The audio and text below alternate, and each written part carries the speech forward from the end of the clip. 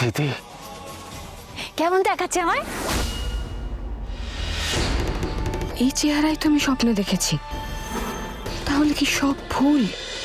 মা দেখো মা, একটা অসুস্থ মানুষ আমাদের বাড়িতে আশ্রয় নিতে চাইছে, তাতে আমি বাধা দিচ্ছি না।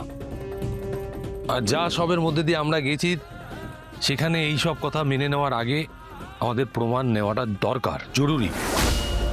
আমার কাছে একটা সলিউশন আছে, ডিএনএ টেস্ট করাতে হবে ওর। তাহলে রাজনন্দিনী সত্যি না মিথ্যে সেটা প্রমাণ হয়ে যাবে।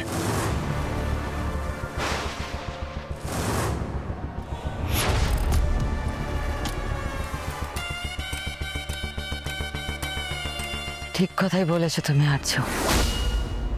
প্রয়োজনে সেটাই করতে হবে। আর সেটা যদি একবার হয়ে যায় তাহলে কারোর মনে কোনো সংশয় থাকবে না। DNA test?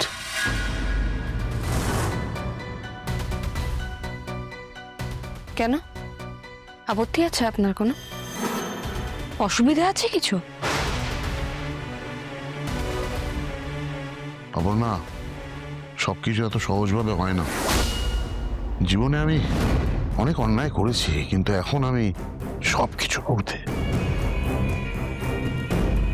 তুমি তো পড়াশোনা জানা মেয়ে, গুরুজনদের সঙ্গে এভাবে কথা বলতে হয়?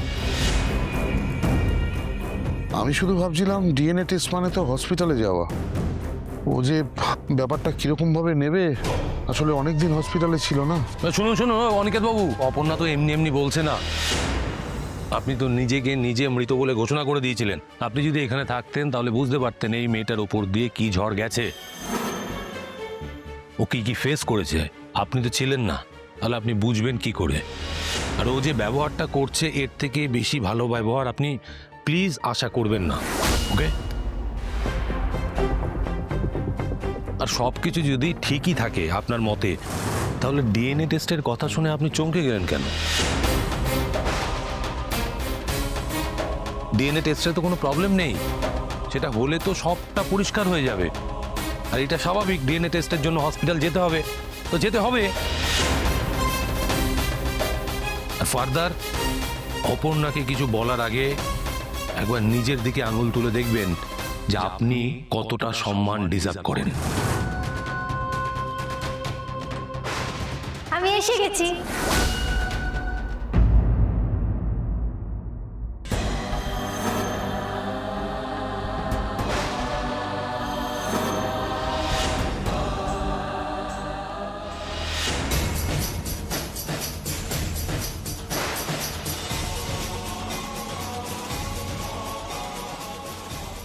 কেমন লাগছে? বিউটিফুল। চলো।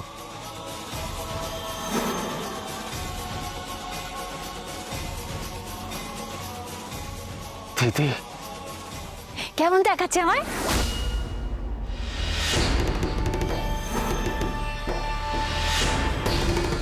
এই চেহারাই তো আমি স্বপ্নে দেখেছি। তাহলে কি সব ভুল? কেমন দেখাচ্ছে? ডিএনএ টেস্টটা হোক, কালই হোক।